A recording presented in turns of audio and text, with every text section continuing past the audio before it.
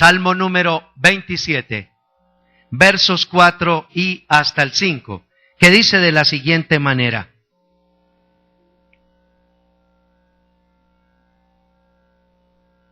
O mejor, 1 hasta el 5. Versos 1 y hasta el 5 del Salmo número 27. Jehová es mi luz y mi salvación. ¿De quién temeré? Jehová es la fortaleza de mi vida. ¿De quién he de atemorizarme? Cuando se juntaron contra mí los malignos, mis angustiadores y mis enemigos, para comer mis carnes, ellos tropezaron y cayeron. Aunque un ejército acampe contra mí, no temerá mi corazón. Aunque contra mí se levante guerra, yo estaré confiado. Una cosa he demandado a Jehová, esta buscaré, que esté yo en la casa de Jehová todos los días de mi vida, para contemplar la hermosura de Jehová y para inquirir en su templo. Porque él me esconderá en su tabernáculo en el día del mal, me ocultará en lo reservado de su morada, sobre una roca me pondrá en alto. Amén. Siéntense, por favor. Adoración transformadora es el título de mi sermón para esta mañana.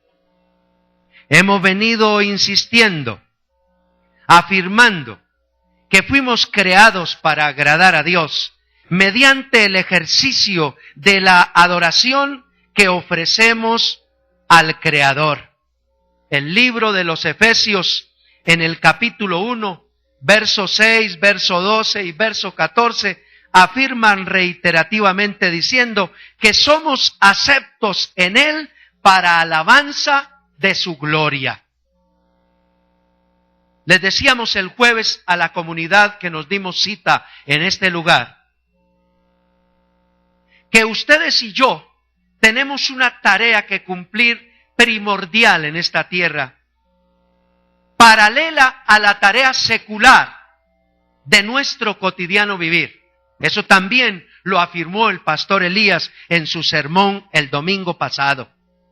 Nosotros, como iglesia, queremos afirmarnos que somos una iglesia que adora a su Dios, que tenemos claro y sabemos la tarea que tenemos que cumplir. Por excelencia, debemos ser una iglesia adoradora. El pasaje que hemos leído, el salmista parece tomar una decisión profunda en su corazón. Y su decisión es dedicar su vida de manera permanente a disfrutar el estar en la casa del Señor. Eso dice el verso 4. Una cosa he demandado a Jehová, esta buscaré, que esté yo todos los días en la casa del Señor.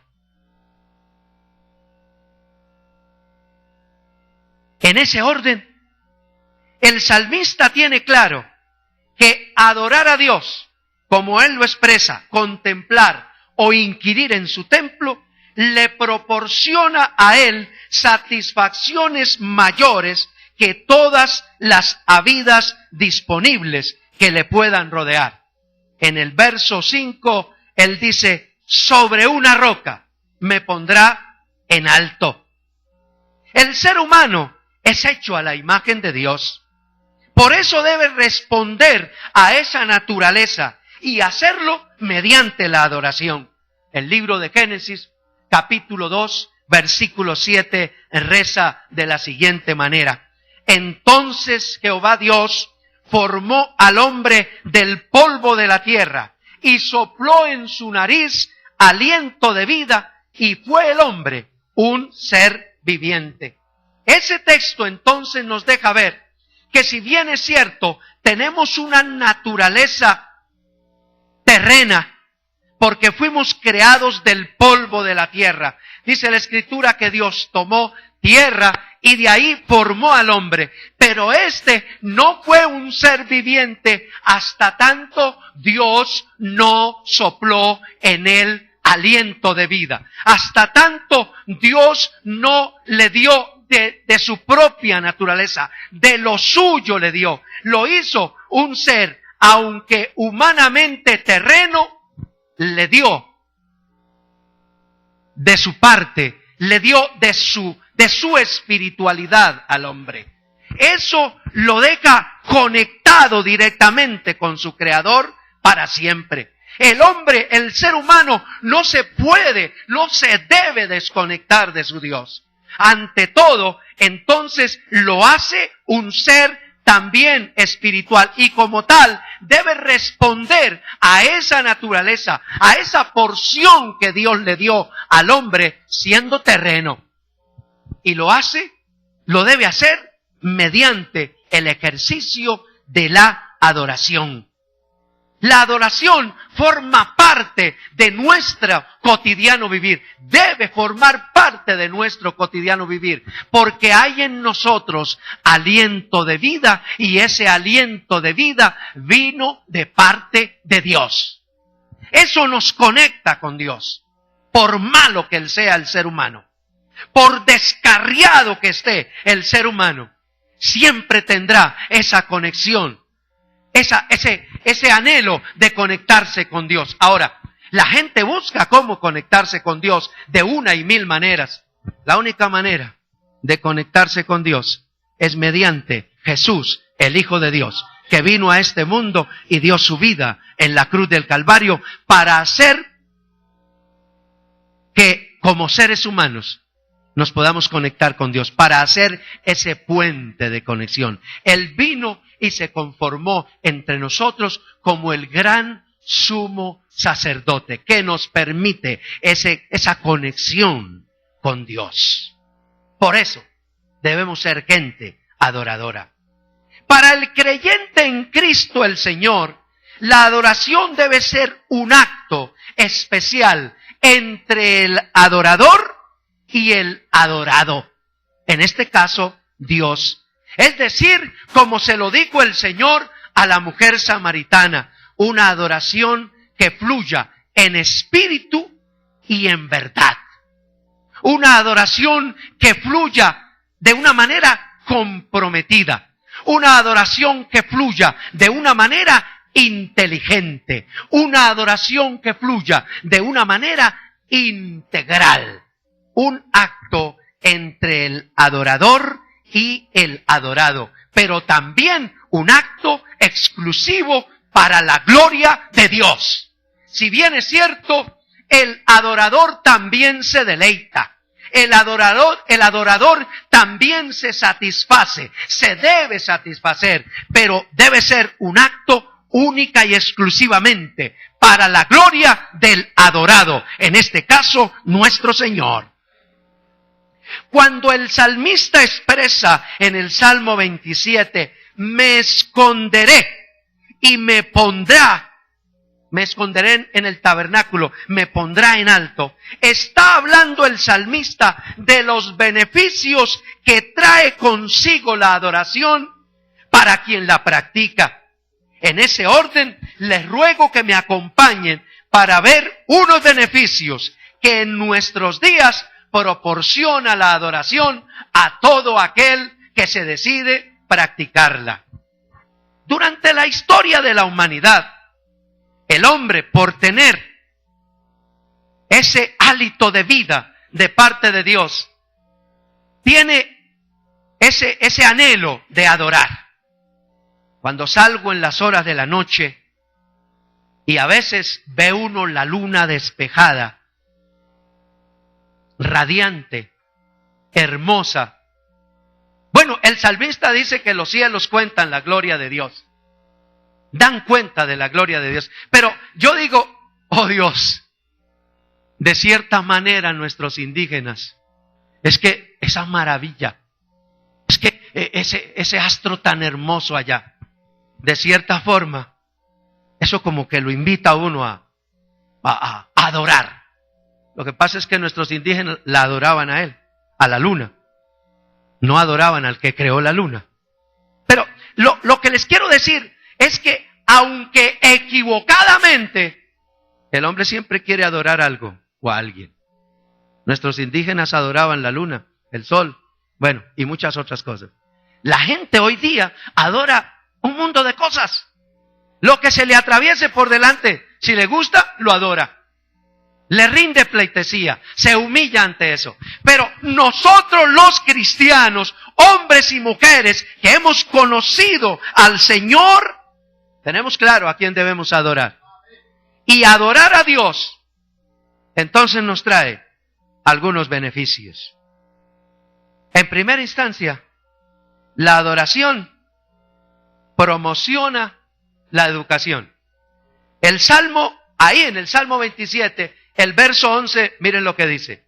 Dice el salmista: enséñame, oh Jehová, tu camino, y guíame por senda de rectitud a causa de mis enemigos. Definitivamente, vivir para adorar a Dios no es otra cosa que aprender a conocer la voluntad de Dios, aprender a conocer sus caminos de rectitud. Los discípulos del Señor Jesús estaban preocupados por aprender a orar o a adorar. Ellos sabían que la forma como lo solían hacer no era la más enriquecedora ni la más efectiva. Ahora debían aprender una nueva forma que era promovida por la nueva doctrina de Jesús, que sin duda era revolucionaria para su época. Y los discípulos le dijeron al Señor: Señor, enséñanos a orar. Enséñanos a acercarnos a nuestro Dios. Entendían los discípulos y entendía el salmista, y debemos entender ustedes y yo que es en la presencia de Dios, mediante la adoración, conforme a la contracultura que enseñaba Jesús, que aprendemos a reinterpretar la vida en medio de todos los conflictos que nos puedan rodear. Es en la presencia de Dios donde reinterpretamos aún nuestra propia verdad. Es en la presencia de Dios, postrados en adoración delante de Él, que seremos educados para la vida, que entenderemos los pros y los contras de la vida, porque es en la presencia de Dios y en adoración delante de Él que Dios se revela y se manifiesta a todo aquel que se humilla delante de Él. Es en la presencia de Dios que viene la revelación divina. Es en la presencia de Dios que nace la inspiración divina. Es en la presencia de Dios y no en otro lugar, ni en otra circunstancia, donde hallamos el oportuno socorro.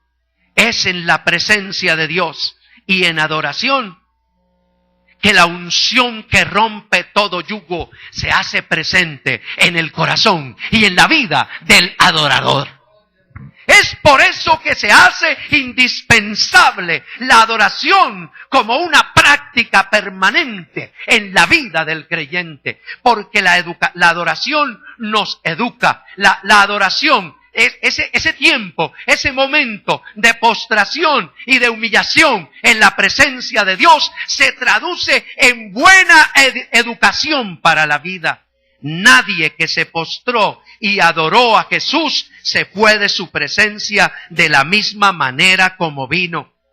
La adoración al Señor en ese orden educativo abre una nueva opción de vida, y no es una vida cualquiera. Jesús dijo, el que cree en mí, como dice la Escritura, de su interior brotarán como ríos de agua viva. Es ahí, en la presencia del Señor y en adoración, que logramos que esos ríos, esas fuentes de agua viva, fluyan de nuestra vida. No fluirán tanto por ir a la iglesia. No fluirán tanto por ser el mejor ciudadano. Si bien es cierto, el adorador debe venir a la iglesia. El adorador se debe distinguir por ser un buen ciudadano. Pero la verdadera connotación de transformación educativa en el ser humano nace cuando el hombre y la mujer creyentes toman la decisión de postrarse delante de su Dios para adorarlo. El salmista dijo, después de haber afirmado su decisión de permanecer en la casa del Señor, dijo: Señor, enséñame, necesito aprender. Y entiendo que es ahí en tu casa, es ahí en tu presencia, es en adoración que lo aprenderé. La adoración, entonces, es la mejor escuela para la vida. Otro salmista dijo: no comprendí el fin de ellos hasta que entrando en la casa de Dios. Tan torpe era yo, dice el salmista. Era como un animal de carga. Era como una bestia, dice él. Hasta que entrando en la casa de Dios, hasta que vine y me postré delante de mi Señor, hasta que extasié mi alma en adoración a Dios, entonces comprendí cuál era el fin de ellos. Es en adoración, es en humillación, en la presencia de Dios, que nuestra alma se educa para la vida. En segunda instancia, el salmista dice: me pondrá en alto, es decir, me beneficiará. Salmo 27, me beneficiará. Me beneficia porque la educación me invita a reformular mi vida, y ahí lo aprendo en adoración. Pero en segundo lugar, la educación promueve al sano compañerismo, es decir, a la sana comunión, a la buena convivencia. El ser humano, por su condición social con que fue creado, mire, Dios lo creó un ser social y sociable. Dios no creó al ser humano para vivir independientemente. Es más, ni siquiera a los animales Dios los creó para vivir independientes. Cada uno en su especie. Cada cual con su especie. Aún las plantas producen plantas de su especie. Eso no es otra cosa que sentido de comunidad. Al hombre también Dios lo creó de la misma manera. Lo hizo Dios para vivir en comunidad. Por eso el hombre, el ser humano, siempre busca asociarse también con los de su especie. Se asocian por razas, se asocian por culturas, se asocian por ideales, se asocian por clases sociales, por los principios religiosos. Por eso estamos aquí. Si no, le aseguro, lo más probable es que cada uno de ustedes estaría en su cuento el día de hoy. Menos aquí. Nos asocian nuestros principios de fe. Por eso estamos aquí. Y por nuestros principios de fe servimos al Señor. Por eso los brigadistas decidieron servir al Señor. Por los principios de fe. Nos asociamos de una o de otra forma. Ayer, alguien muy cercano a nuestra familia dijo: Dios, son creyentes ellos, Dios nos regaló un apartamento. Ah, qué bueno. Yo pensé, cuando dijeron Dios nos regaló un apartamento, estos tienen la plata para comprarla, porque tienen. Lo cierto es que nos empiezan a contar dónde Dios les regaló el apartamento, el sitio, el lugar, el espacio de la ciudad donde Dios les regaló el apartamento. ¿Qué estaban buscando ellos? Asociarse con los de su clase. Por eso no lo compraron en otro lugar, sino lo compraron donde lo compraron. El que tiene dinero busca asociarse con el que tiene dinero. Siempre buscamos asociarnos. Pues en ese mismo orden, como buscamos asociarnos, la adoración es una asociación de hombres y mujeres de fe. La adoración convoca a convivir en un mismo amor, convoca a convivir en una misma unidad, convoca a convivir en un mismo sentir. Así lo expresa el libro de los Efesios, capítulo 2, verso 2. Completad mi gozo, dice Pablo, sintiendo lo mismo, teniendo el mismo amor, unánimes, sintiendo una misma cosa. En este sentido, notamos entonces que venir a una convocatoria como esta, venir a una reunión de adoración como esta, nos enriquece ese sentido de compañerismo. Es así que la adoración colectiva produce ese compañerismo que nos permite asociarnos a otros adoradores para tributarle al Señor una ofrenda en su honor. Una ofrenda que le exalte a Él. ¿Saben de qué manera lo vio el escritor del libro de Apocalipsis? Lo vio de una manera majestuosa, de una manera extraordinaria, y me permito leerlo. Apocalipsis capítulo 5, verso 13 y capítulo 19, verso 5 al 8. Y a todo lo creado que está en el cielo, y sobre la tierra, y debajo de la tierra, y en el mar, y a todas las cosas que en ellos hay, oí decir, al que está sentado en el trono, al Cordero, sea la alabanza, la honra, la gloria y el poder por los siglos de los siglos.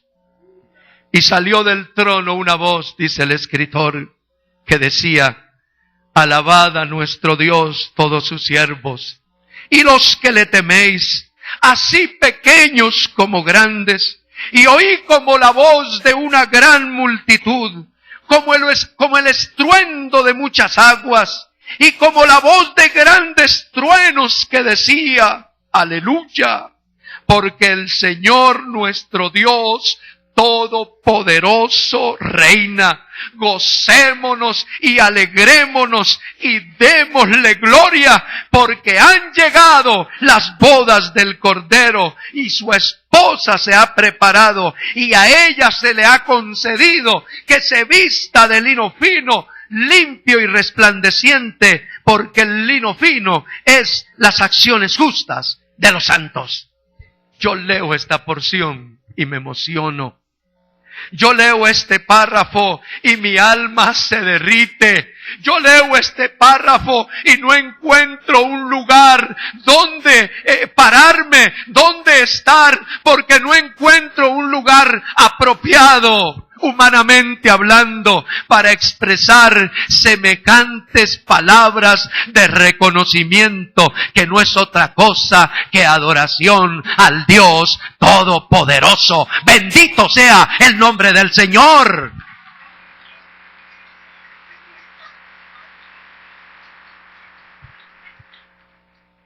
Adoración que promueve el compañerismo. Es por ese sentimiento de adoración que nos podemos sentar, incluso con aquel, al lado de aquel, que de todas maneras puede diferir de mí o yo de él en algunos conceptos. ¿Se da cuenta?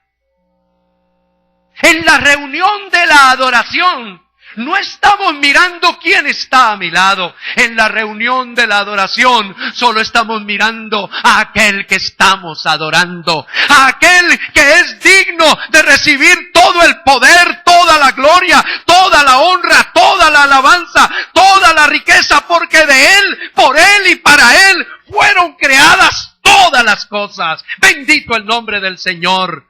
Él es digno, amada iglesia, de ser adorado. Y cuando yo entro en ese círculo de adoradores, aprendo a vivir en comunidad. El círculo de adoradores me enseña a vivir en comunidad. La adoración entonces no solo promueve a la educación y al compañerismo, sino que la adoración me beneficia porque enriquece la esperanza. Es decir, sostiene la esperanza. Nuestro mundo se debate en medio de incertidumbre provocada por las luchas de poder. La política y las propuestas ideológicas se luchan por el poder del mundo. El relativismo religioso y la decadencia moral se luchan por el poder del mundo. La explosión demográfica y sus consecuencias también hacen mella en empobrecer la esperanza. La explosión demográfica trae como consecuencias inflación, hambre, pobreza, desplazamientos y tantos dolores y tantas angustias que el ser humano pasa. Pero también nuestro mundo es un mundo incierto por esas luchas, por los derechos y la conquista de los recursos. Para la prueba, un botón. Nuestro país es un país sumido en una confusión terrible. Cada día afloran nuevos espectáculos bochornosos. Cada día la corrupción se campea en los círculos más altos, cuanto más en los bajos. Escuchamos noticias que a mí, a decir verdad, me dan vergüenza. Cuando oigo noticias de la marcada corrupción de nuestro país, yo digo, Dios, que esto no se oiga en el extranjero. Me da vergüenza. Un país corrupto por excelencia es el nuestro. Ya uno ya no sabe cuál será el menos corrupto. Y lo que es más, todos dicen, yo soy inocente. Ustedes vieron a uno que lo condenaron a 15 años de prisión esta semana. Y dijo, yo estoy tranquilo. Dicho de otra manera, los malos son otros. ¡Qué cosa tan terrible! Eso trae desesperanza a una nación. Eso le hace perder el norte a una comunidad como la nuestra, como la colombiana. De no saber en quién esperar, si nuestros políticos, si en los que manejan los círculos económicos o comerciales o industriales de nuestro país. Uno no sabe en quién confiar, pero lo que es más, lo más terrible y lo más doloroso es que aún dentro de la iglesia también afloran escándalos de corrupción. Estoy hablando de la iglesia global. Da vergüenza que al cual más se está dejando corromper. Da vergüenza que al cual más se deja llevar por la, no sé cómo llamarla, sino si bendita o maldita corrupción, pero por la corrupción. Eso trae desesperanza. Eso le hace perder a uno el norte. Me decía una señora que fue engañada por allá en cierto lugar religioso. Decía, ¿cómo es posible, pastor? Ya yo no sé en quién confiar. Ya yo no sé si creer o no creer. Pero la adoración tiene ese no sé qué especial que convoca a la vida, como se los dije ahora. Y entonces nos abre una nueva perspectiva de vida.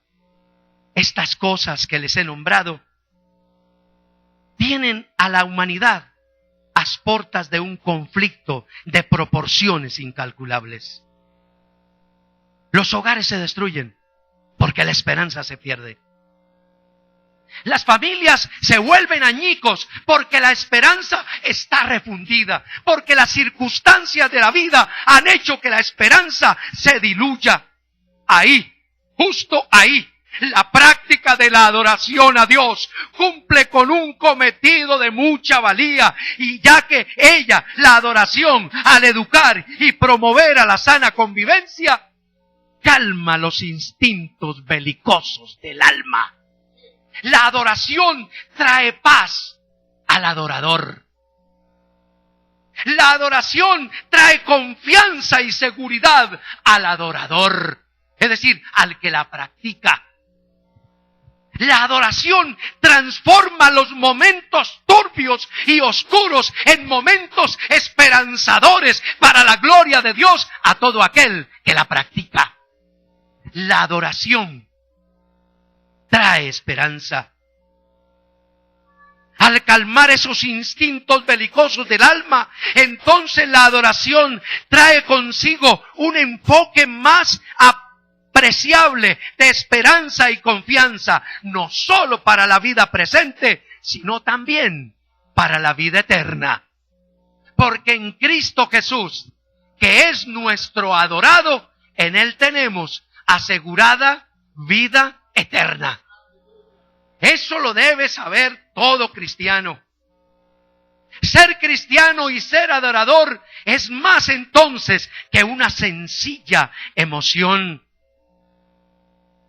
Esa paz que devuelve la esperanza enriquecida con la práctica de la adoración a Dios, se ve afirmada entonces en paz para con Dios. Puedo tener paz para con Dios. Puedo tener paz para conmigo mismo, pero puedo tener paz con mis semejantes. Cuando la esperanza renace, cuando la esperanza revive, cuando la esperanza reaparece, nuestros ojos y nuestro rostro pueden brillar porque hay esperanza. Dice la Biblia, tendrás confianza porque hay esperanza. Y la adoración hace un aporte a revivir la esperanza cuando se ha perdido. Planteado de esa manera, entonces, el adorador en su práctica debe reconocer siempre, cuando adora a Dios, para que esos beneficios se hagan evidentes, debe reconocer la magnificencia de Dios. Su acto de adoración debe ser de reconocimiento de la magnificencia de Dios. Debe ser de reconocimiento de la grandeza de Dios. Debe ser su reconocimiento de la majestad y de la santidad del Señor. Isaías, capítulo 6, los primeros versículos. En su llamamiento al ministerio, Él contempló la gloria de Dios. Él contempló la magnificencia de Dios. Contempló la grandeza de Dios. Contempló la majestad y la santidad de su Dios. Y no tuvo otra cosa que postrarse y decir, ¡ay de mí! Que siendo hombre de labios impuros, ¡ay de mí! Que siendo hombre pecador, han visto mis ojos al Rey, a Dios, al Santo. Un adorador debe tener claro a quién adora. Un adorador se debe derretir delante de su adorado. Un adorador se debe reconocer pecador delante de su adorado. No puede llegar con altivez. No puede llegar con fuerza humana. Un adorador debe ser ese que atiende las palabras de Jesús cuando dijo, al Señor tu Dios adorarás y a Él solo servirás. Iglesia querida, no pierdas ningún momento para adorar a tu Dios. Déjate enriquecer la vida adorando a tu Dios. Saca buen tiempo de tu vida para adorar a tu Dios. Todo cuanto hagas, hazlo para adorar a tu Dios. Todo cuanto pienses, hazlo para adorar a tu Dios. Y entonces estarás educado para la vida, tu convivencia será la mejor y tu esperanza nunca faltará.